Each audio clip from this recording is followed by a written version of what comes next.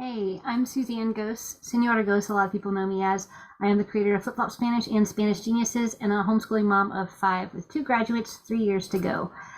So, what does Spanish have to do with leadership? Well, I'm going to tell you, communication confidence comes from a lot of different things, and one of the great ways to help your student and help you become more confident in your communication and therefore your leadership is by learning a second language. So let's get right into it, and I'm going to tell you a little bit about how learning a second language can actually improve your leadership abilities as well as your communication abilities, and it has not that much to do with Spanish. So let's find out.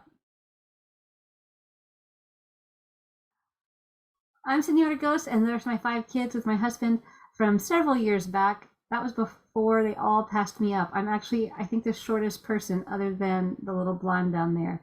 So those are our 5 children. They are now ages 14 to 21, and we have 2 of them graduated already. My husband and I have been married together. Well, we've been married 25 years. I'm a former public school teacher, homeschooling mama of 5. I only have a few left though. 2 graduates so far, 3 years to go, and that's my company, Flip Flop Spanish and Spanish Geniuses. Flip Flop Spanish for the younger kids, Spanish Geniuses for junior high and up. I'm also the founder of the Community Homeschool Center in 2009, so I can, kind of put my money where my mouth is type of thing. I am a leader and have been a leader in the community for, more than 2 decades now. So there's a lot of confidence that comes from communication. And I always thought it was just easy for me just because it was easy for me. But it turns out that I've been exercising my brain in a way that you can too to help you and your children become better leaders. First things first, I'm going to actually teach you some Spanish so that we can start the process of you becoming more confident in your communication. So in the morning, first, do you need café? Say it with me. Café. Tocino. Tocino. Say it with me. Tocino. Or paz. Paz. That means peace. So we have coffee, bacon, and peace. Which one is the most important to you? Café, tocino, paz. Don't look at the words at the bottom, just look at the pictures. Café, tocino, or paz. Choose one. What's the most important? Now you're going to say, I need, necesito, necesito, and then you tell me which one. If you could remember it, go ahead and tell me which one is the most important to you. Necesito café, necesito tocino, necesito paz. Which one?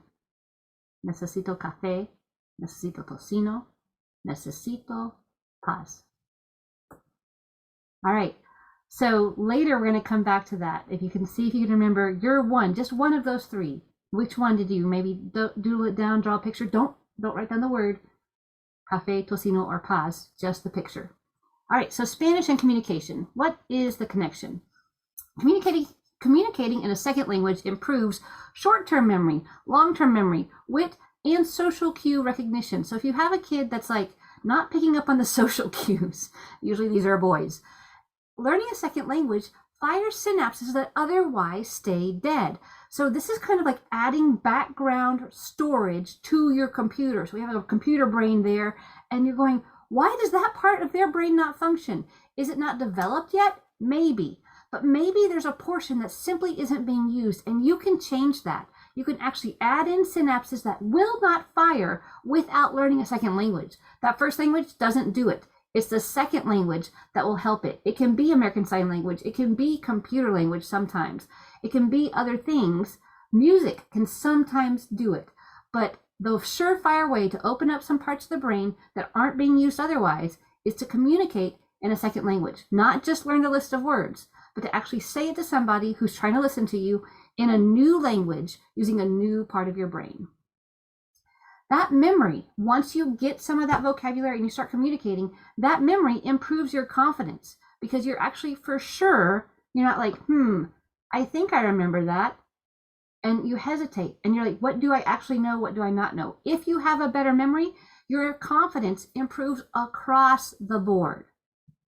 Then, once you have confidence in your memory, what happens? Well, your clarity becomes better because you think, I not only do I know it for sure, but I can say it more succinctly because I have that confidence in my memory. So already all these things, just from learning a second language, firing new synapses, which improves all types of memory, which improves speed, right? That's what wit is. Wit is speed of thought. It's not necessarily that they're smarter or that they're more clever, but they're able to say things quickly. Those witty people, and they make you laugh, it's because they have that quick quip. And that wit comes from parts of the brain that in most Americans especially is dormant. Have you ever seen, like, why are foreigners so funny? They're so witty. Because they know more than one language. They're using more of their brain than Americans are. We're monolingual. We don't know anything other than English. And so whole portions of our brain are shut down. And therefore our memory is more dormant, is not awake, doesn't work as well. We get dementia quicker, and we get Alzheimer's at a higher rate than every other country. Not because of diet so much, but because we don't know a second language and our brain is not as healthy. The muscle is dying. It's atrophying. So memory improves confidence. Confidence improves clarity. Clarity improves communication. It's not what you say. It's not how you say it. It's who are you saying it to? Are the people ready to receive it? Can they understand you? Whether or not they want to, can they? If they can, then they can decide if they want to.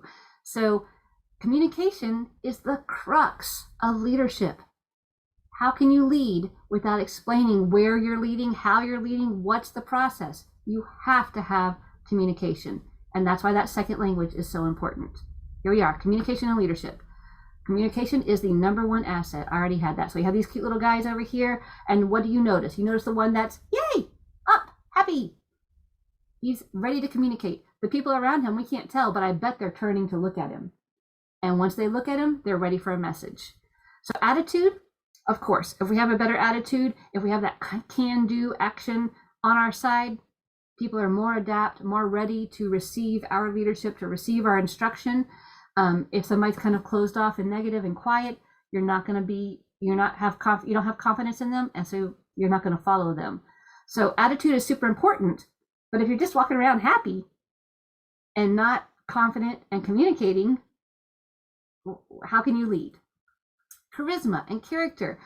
I have one of my kids, we just say life is better when he's around.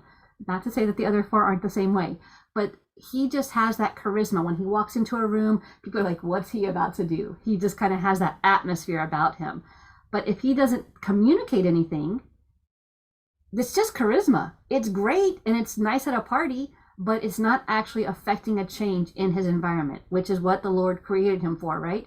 When he has charisma and he has character, we're built to influence our atmosphere, influence the humans around us for the good, to increase the kingdom. And then again, if you have thoughtfulness, resourcefulness, planning, you have all these abilities, the background work. We have these worker bees that do all the background stuff. You have people that do the stuff that helps the stuff to happen.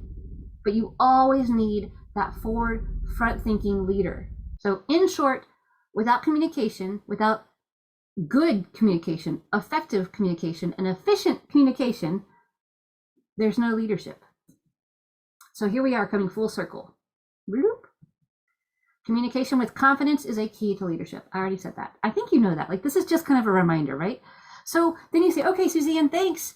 Thanks so much. We get it. How do I do this, though? How do I actually train my kid? I know you're right. And my kid does have all those things. He's charismatic. He has good character. He's integrity. He's resourceful, and he knows how to plan. How do I actually help him? Well, how do we pull a kid up quickly to be able to communicate without a foundation? You can't, right? You've got to gird him up somehow. So you work behind the scenes. This is what a second language does. You add in memory. You're not training him in the actual area. It's like trying to get a computer that already does all the stuff, but it's like glitchy and it can't be effective. You add in the storage so that now there's spaces for all the pistons to fire. Everything will work together because now they have the space to do it. So opening up synapses, waking up a part of the brain that's not used otherwise, you'll be shocked. It's like when you do all the skills at home, like for basketball, you just dribble. You do those practical skills that you have to do from the very beginning, going back to the basics, and then your end game gets better because you have a better foundation. That's what learning a second language does at any age. It doesn't matter that you didn't start when they were 4 years old and you feel like, I thought about it, I wanted to, I meant to, golly, my grandmother actually speaks Spanish, all the reasons, and we feel terrible about it. You can do it now. It's never ever too late, even for yourself. Once you start improving this part by learning a second language, your memory will improve. You'll be shocked. You actually start sleeping better too, which is also better brain health. You're actually adding in actual shortcuts by waking up this part of the brain. I know it feels weird, but I'm telling you, the science is there. The brain is an amazing part of our bodies. And if we wake it up by learning a second language, then everything else improves. The shortcuts start working and you go, whoa, and your confidence builds and it progresses not only in the area of learning the language, but also in the area of leadership. And then finally, confidence builds, all the other good traits blossom. So this guy, Warren Bennis, he was an American scholar. He died fairly recently, and he had all kinds of leadership studies. And I love this quote because he has the word translate. Leadership is the capacity to translate vision into reality. And so this is my main skill that I didn't know why I had it until I started studying languages. And so I've been a Spanish teacher for, a long time, more than 25 years.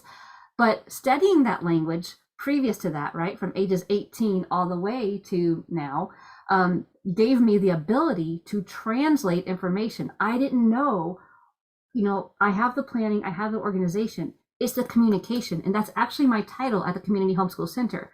Yeah, I founded it, but I'm not the president. I'm the communications chair. So what I do is I inspire others to get stuff done. I don't actually do that much stuff. I just listen to what people say, and then I say it to other people. That's it. That's leadership. The capacity. We have the capacity to translate vision. It's not always my vision, somebody else's vision into reality. I say, okay, what's the first step? And the reason I'm able to break all that down is partly because the Lord just made me that way, and other parts is because I have more of my brain operating than the average middle-aged woman, because more of my brain is awake, because I'm bilingual. And even if you're not fully bilingual, learning that second language does enough to start propelling you to those leadership qualities. Here we are. What did you say that you needed this morning or at the beginning of this workshop? Necesito café. Necesito café. Necesito tocino. Tocino.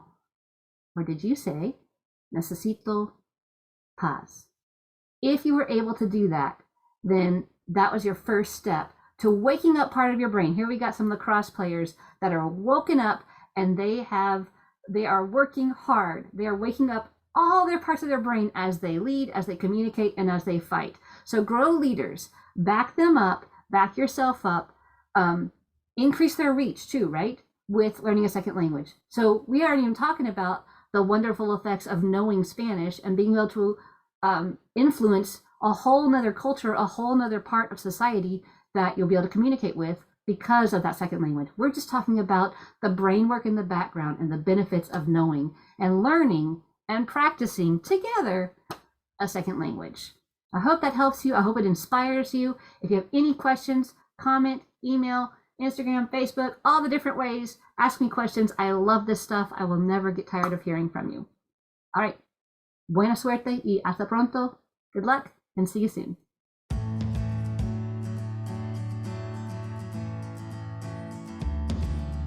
That's me, Señora Gose. This is from a few years ago. So there's me in the middle, in case you weren't sure. And then my husband of 25 years now. And oh, one of my kids got cut off. Let me fix that. I'm just scared that I didn't hit record. This is the question of the day. Oh, I just hit stop. Okay, whew, we're okay. It's a helicopter really, really low. Oh my goodness. I feel like it's gonna land in my field. I'm gonna go look.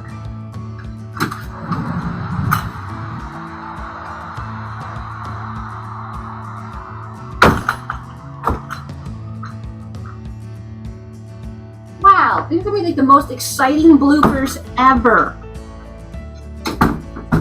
That was crazy. Oh, my chickens are freaking out. Okay. Okay, we'll just edit that out.